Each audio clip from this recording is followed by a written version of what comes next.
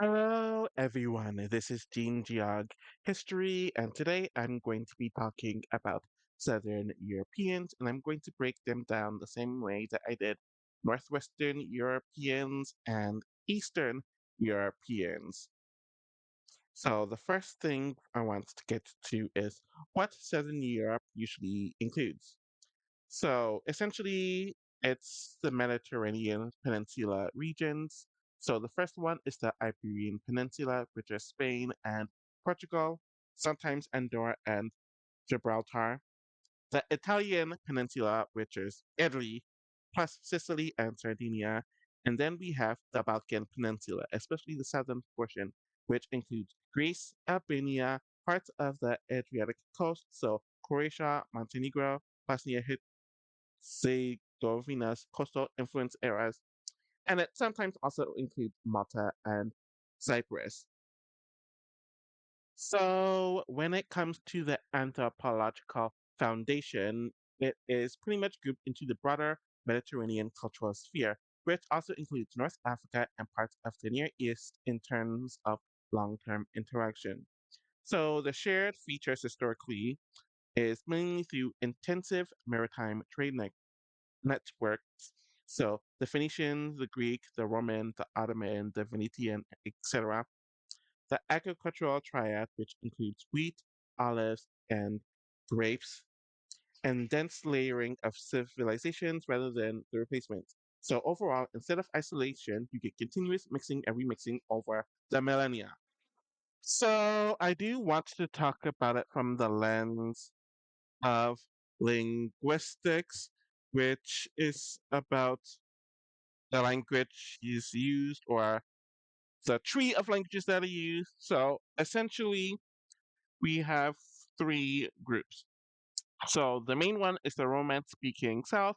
So this includes the Spanish, the Portuguese, the Italian, Catalan, and Occitan. When you think about Southern Europe, you kind of just think about the Romance speaking. So obviously, not all of the Romance speaking groups are in Southern Europe. Romania is the exception, and not all of the people in Southern Europe speak a Romance language. There's also the Hellenic core, so this is the language that the Greeks speak, and it's a distinct Indo European branch with deep continuity. And then there are the Balkan linguistic mosaic groups. So Albanian, which is its own Indo-European branch, South Slavic languages like Serbian, Croatian, etc. And then you also have some the Ottoman era and Greek era, or the Greek influence borrowings. So the language boundaries here are just very messy and overlapping, and they're not clean-cut ethnic borders. So, regarding genetics, modern population genetics show that Southern Europeans are broadly a part of the Western Eurasian continuum. They share ancestry components with Neolithic Anatolian farmers, early European hunter-gatherers, and steppe pastoralist migrations. And there is a regional clustering, but it's gradual, i.e., through clients, and not sharp, i.e., through races. So, genetic differences within Southern Europe are often more smaller than cultural differences suggest. There is no biologically discrete Southern European race. Now, I want to talk about the cultural anthropology and what does unify the region. So, even with diversity, some shared patterns show up through strong regional identity. So, city, island, and province often torpedo nation. Mediterranean diet traditions with variations. Family centered social structures, which varies by urbanization. Historical importance of religion, so Catholicism, Orthodoxy, Islam legacy in some areas of the South, and coastal orientation and trade networks are historically and they do shape identity. So why Southern Europe can look like a racial lens, but in reality it isn't. So older anthropologists, so from the 19th to the early 20th century, sometimes classified them into the quote unquote Mediterranean race. So this framework is outdated because it tries to force biological boundaries onto continuous populations. It ignored massive historical mixing highly completed culture, language, and biology. Today, scholars prefer historical population dynamics, cultural regions, and genetic clines rather than the categories. So this section is about why are they and their descendants are grouped together today. So the first reason is that it starts with geography plus shared history, not biology. So Southern Europe is primarily a regional shorthand for populations from the Mediterranean Peninsula. So Iberia, Italy, Greece, and the Balkans.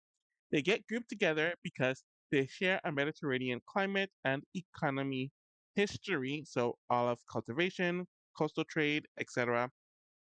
They were deeply shaped by Greco Roman civilization. They experienced overlapping historical empires, so the Roman, Byzantine, Ottoman, Spanish empires, and etc. So the grouping began as a historical geological convenience, not an ethnic classification. The second reason is that the idea comes from older European classification thinking. So in the 18th to 20th centuries, European scholars tried to categorize people into broad types or stocks, what was sometimes mislabeled as races.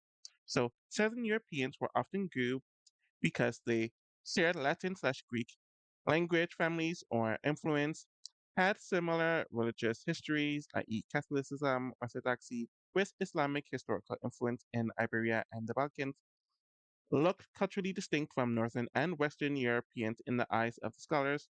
This created outdated labels like Mediterranean or Southern European race. Even though modern science rejects that framework, the social categories stuck in immigration policy, academia, and popular discourse. The third reason is the migration to the Americas reinforcing the grouping. So when large waves of Southern Europeans migrated, especially from the 1800s to the early 1900s, they were often treated as a single bloc abroad. Italians, Greeks, Spaniards, and Portuguese were frequently grouped together as Southern Europeans, Mediterraneans, sometimes even non-white Europeans in early US racial classification systems. This was because they arrived during the same migration waves, they often worked similar labor jobs, they lived in dense immigrant neighborhoods, and they faced similar discrimination or assimilation pressures. So in the Americas, Southern European became a social category of immigrant experience, but the immigrant experience, not ancestry position. The fourth one is that cultural proximity made the grouping feel real.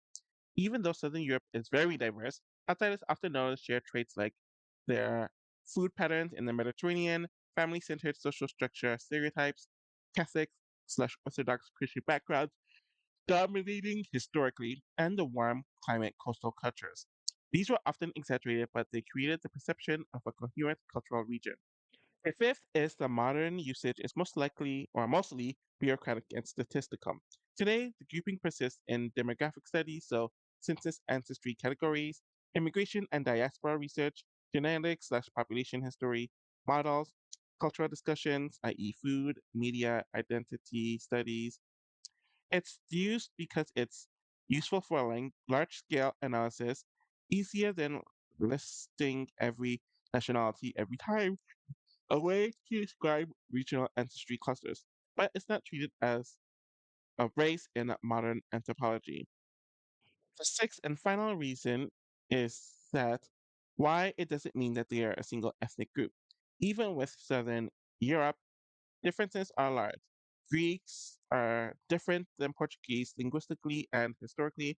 Italians include major internal variations, essentially the northern versus southern Italian gradient and divide there. Balkans' identities are deeply fragmented amongst or along language, religion, and history ties. So overall, the grouping is a broad analytical umbrella, not a unified identity or lineage. So, regarding the timeline of Southern European divergence and remixing to the modern grouping, I'm going to keep this relatively short. So, pre 10,000 BCE, so this is the late Ice Age Europe. So, Europe's populated by the hunter gatherer groups, it's highly regional, small scale populations. There is no Southern European distinction yet. Western hunter gatherers dominated much of Europe, though early differentiation between the Mediterranean slash coastal versus interior groups start to exist here. So pretty much they are a proto regional variation. or the proto-regional variation begins, but no ethnic categories exist yet. From 7000 to 3000 BCE, Neolithic farming expansion. So the major convergence begins. Farming spreads from Anatolia into southern Europe. Early farming communities established in Iberia, Italy, and the Greek and Balkan coast. This is where the farmers and the hunter-gatherers starts to mix. So this is the first major shared Mediterranean agriculture world culture, and this is the early foundation of the later Mediterranean continuity. We're moving from 2000 to 5000 BCE, so this is the Indo-European layering. So this is where the major divergence starts to begin. So the linguistic and cultural expansion starts to form here. In Iberia, there are Celtic groups in northern and south central regions, while the Iberian and Tiserian cultures or Tartessian cultures are in the south and east. In Italy, the Italic peoples, i.e., the Latins, Umbrians, and Oscans, start to form, and the Etruscans, which is the non Indo European substrate, are also here. With Greece, Hellenic Greek civilization develops independently but connected via trade. With the Balkans, we have the Illyrian, Thracian, and early Greek interaction zones starting to form here. So the key effect is the clear linguistic divergence really begins here, though they're still connected through Mediterranean trade networks.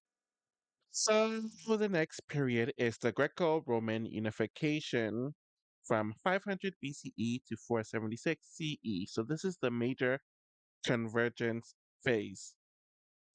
So, regarding the Greek world, this was when the cultural expansion took place across the Mediterranean, obviously due to the Greek Empire. And then with the Roman Empire that took place afterwards, it unified Iberia, Italy, southern Gaul, the Balkans, and Greece. So, the massive effect of this is that Latin spread across the West to Spain, Portugal, and Italy. Urbanization standardizes administration, and the military plus slave movement mixes populations across the regions. So, this is really the first major regrouping moment of Southern Europeans. So, we're moving on to the post Roman fragmentation, which still has a lot of divergence from 400 to 900. So, after the Western Rome collapse, Iberia becomes a Visigothic kingdom. Later, an Islamic uh, Andalus kingdom. So, this is when the Islam took over Iberia. In Italy, there are Lombards plus Byzantine fragments plus the Papal states. With the Balkans, this is when migrations, the Slavic migrations, reshaping the demographics, and there's a lot of Byzantine continuity in Greece. So obviously, this is during the Byzantine Empire, and then with Greece, the Byzantine Greek cultural continuity happens here. So the result of this is that Southern Europe becomes fragmented when it comes to the linguistic and religious zones. So they become fragmented linguistic and religious zones due to linguistics and religion. Greek, Latin derived Romance, Slavic, and Arabic influences coexist heavily here. So from 711 to 1492, we have more Islamic Mediterranean integration. So this is during the era where the Islamics took over a lot of Southern Europe. And this is where the selective convergence happens. While Andalus is the Islamic Iberia, it's not a coincidence that the southernmost province, Andalusia, is now named after this. There was Arab rule in Sicily briefly during this period of time, and the Mediterranean trade networks expand more than ever. The effects of this is the intellectual exchange to, of science, agriculture, and architecture throughout the period. Additional genetic and cultural layering happens in Iberia and Sicily, essentially more Arab admixture. And there's also strong North Africa and Southern Europe connections here due to the Islamic trade. And then now we're going from the period of 1200 to 1700, which is the late medieval slash early modern fragmentation plus nationalism seeds. So this is the rise of Spain and Portugal as imperial states, Italian city-states, and the Ottoman dominance in Balkans and Greece. So the divergence deepens here. where religion becomes the major divider, i.e., Catholic slash Orthodox slash Islamic zones, political borders stabilizing regional identities even more. And we're getting closer to the end or modern times with 1500 to 1900, which is the Atlantic expansion and diaspora regrouping. So essentially the global phase. Southern Europeans start migrating massively. So Iberians start migrating to what would eventually become Latin America, where they were a part of the Spanish and the Portuguese empires. The Italians would migrate to the Americas and North Africa, and the Greeks slash Balkans would migrate wherever, where pretty much they become a part of the Eastern Mediterranean diaspora. They'll also migrate to Russia and the Americas. So the key effect of this is that the Southern Europeans become a diaspora category abroad in all across the Atlantic, or even if you go to like Australia, New Zealand, or whatever, they become a diaspora there too. So Italians, Greeks, Spaniards, and the Portuguese are grouped together externally. This is a new regrouping based on migration experience. So 1800 to 1930 is the next group, and it's interesting because 100 of these years is during the same time as the last grouping I just talked about, but this is from the lens of the scientific racial classification era. So this is where the external grouping hardens. So anthropologists who are obsessed with race wars or whatever classified Europeans into quote unquote types. There was the Mediterranean type, the Alpine type, and the Nordic type. Southern Europeans are grouped together because they have shared geography, shared migration patterns, and perceived cultural similarities. So, this is where the idea of a Southern European grouping became socially rigid, even though it's not biologically valid. And then the final timeline is from 1945 to the present, which is the modern regrouping. So, diaspora plus statistics. So, after World War II, in Europe, the EU integration encourages pan regional identity frameworks. Southern Europe is used in economics. So, things like pigs debate, so on and so forth. In the Americas and Australia, Southern European ancestry is often grouped as Italian, Greek, Spanish, and Portuguese heritage. They're sometimes merged in Mediterranean categories. In academia, population genetics shows gradual declines, not races. Regions are grouped together for analysis convenience only. So, result, modern grouping or modern regrouping is statistical, cultural, and historical, not biological. Now I'm going to talk about the phenotype. So this is what people look like. So this is not a single category referring to one single person. It is an average, not an example for every single person. So there is no single Southern European phenotype. What exists instead is a wide spectrum of Mediterranean associated variation within West Eurasian populations. So, broad physical variation is often found, but isn't exclusive to Southern Europe. So, the skin tone ranges from light olive to light slash fair. Dark brown to light brown hair is common, but blondism does exist, especially in northern Italy, northern Balkans, and parts of Greece. When it comes to the eye color, brown is the most common, though hazel and green are fairly common as well. Blue eyes are present, but it's unevenly distributed on average. So this variation exists due to layered ancestry from early European hunter-gatherers, Neolithic Anatolian farmers, Bronze Age steppe migration, and later regional mix-in. So the Roman, Byzantine, slave, Arab empires, etc. So, modern genetics shows that Southern Europe is a gradient of overlapping traits, not a distinct biological type. So, what people call a Mediterranean look is really just a statistical clustering of traits, not a boundary. So, the most coherent layer of Southern Europe is the culture, and this is where the category makes the most sense. But even with this, there's a lot of it that is broad.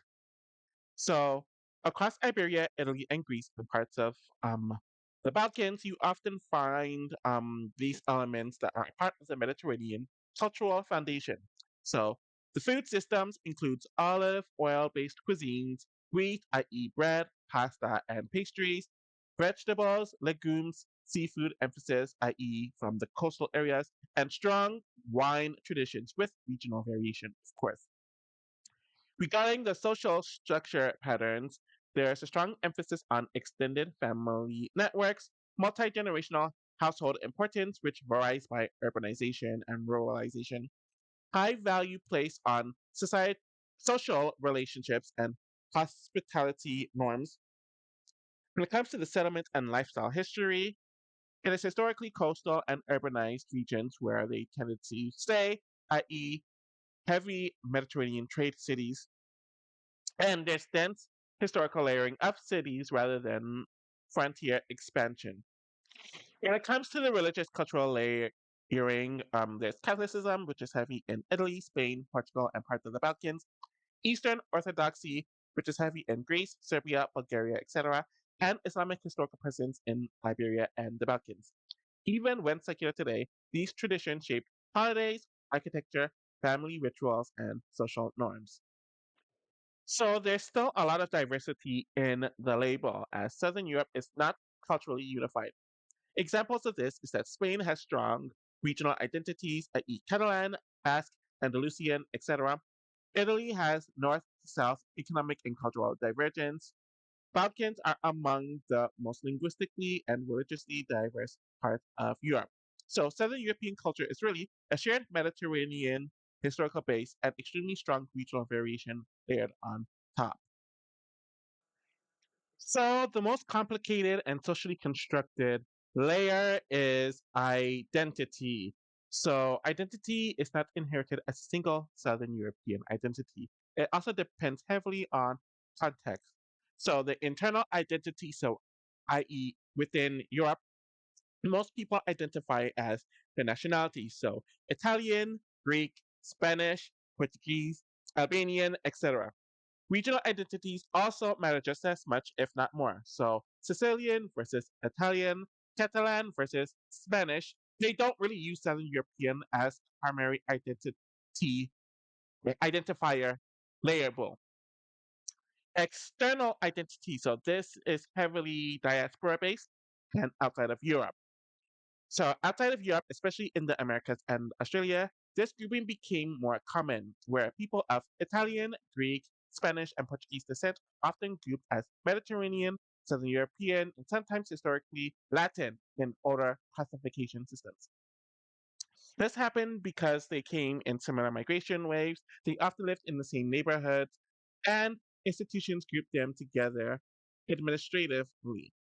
And then there's the academic slash statistical identity. So in genetics, history, and demography, Southern European is used as a regional population cluster. It's based on frequency patterns, not boundaries, and it is a tool for analysis, not an identity category. So now I want to get into why people think that there is a quote unquote Southern European type. So the perception comes from three overlapping effects.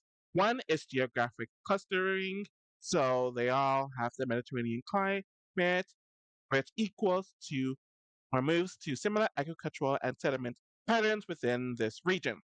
The second reason is historical layering. All of them had the mixing zones of Rome, Byzantium, Islamic Iberia, and Ottoman Balkans. So essentially, they had repeated mixing zones from the same people, or the same people who infiltrated each of their colonies over the millennia and over the years of human civilization, essentially. And then the third one, which is the big one, is outsider categorization. So Northern European and American classification systems historically grouped them together. So all of this is why the ideal of Southern European exists. So it's a mix of geography plus history plus external labeling, not a biological category. So, like I did with the last two videos, I'm going to talk about how this all ties into the hierarchy of whiteness. But before we get into anything, we do need to understand that whiteness is not a biological category. It is a historical system of classification built in Europe and the United States that ranked European groups socially and not scientifically. So the hierarchy of whiteness is about changing social status within a racialized system, not actual biological difference. So now that we got that out of the way, let's talk about where, on average, Southern Europeans sat, and it honestly they sat in between whiteness. When large-scale Southern European migration to the U.S., Argentina, Brazil, etc. happened, so from the late 1800s to the early 1900s, they are often treated as an established white group.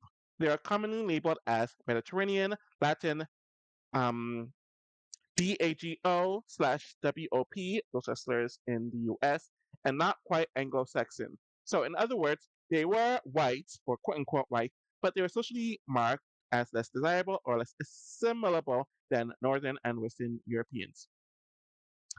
So, this hierarchy was built around one religion, where Southern Europeans were often Catholic or Orthodox, where in Protestant majority countries, i.e., the United Kingdom, the United States, Australia, etc., this mattered a lot socially. The second reason is class and migration timing. Many arrived as industrial labor migrants and they lived in crowded urban neighborhoods, so this associated them with the working class labor rather than in elite or the elite migration. And the third reason is the civilization ideology. So, 19th century racial thinking often ranked Europeans like this: Nordic slash Anglo Saxon, the highest, Alpine, intermediate, Mediterranean slash Southern, lower in some models. This is now rejected, but it shaped immigration policy and social attitude, especially at that time. The key shift, so becoming white in the Americas. Over the 20th century, Southern Europeans in places like the United States experienced assimilation into mainstream whiteness.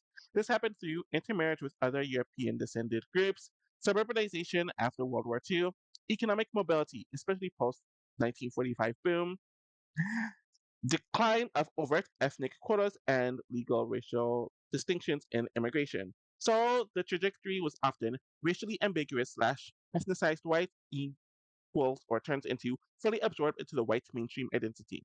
This is a classic example of in sociology of whiteness expanding over time through incorporation of European ethnic ideals. So the important distinction between phenotype versus racial status. Southern Europeans did not significantly change physically over time. What changed was social classification, legal categorization, and perceived proximity to quote unquote normative whiteness. So the hierarchy was about power, class, and assimilation, not biology. So how do Southern Europeans fit today? In most modern Western contexts, Italians, Greeks, Spaniards, and Portuguese are generally classified as white. The old hierarchy is largely gone in formal systems, but echoes of it do remain. So stereotypes, example, ethnic whiteness versus default whiteness, you can imagine where they fit in that.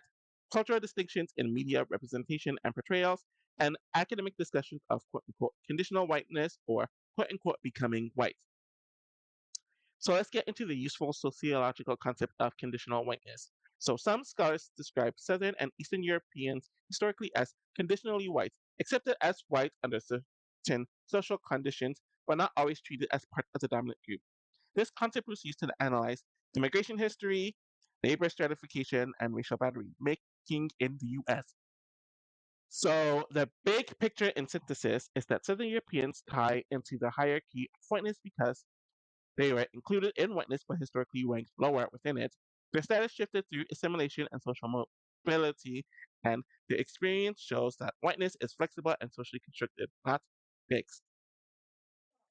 And that concludes my video on Southern Europeans. I want to thank you all for watching this. I'm really enjoying breaking down these regions of continents and really just focusing on their history, why they're grouped together today, and their history and why they're similar and why they're different. I was going to end it with the Europeans, but I'm doing two more videos with Central Europeans and Western Europeans. So the thing is, Western Europeans is kind of grouped in with Northern Europeans at times, and Central Europeans is kind of split up into the others, but I feel like each area deserves its own focus. So expect those to be the next two videos out. And then I'm going to do some of the others around the Middle East and North Africa next. So thank you for watching, and I'll be back soon. Take care.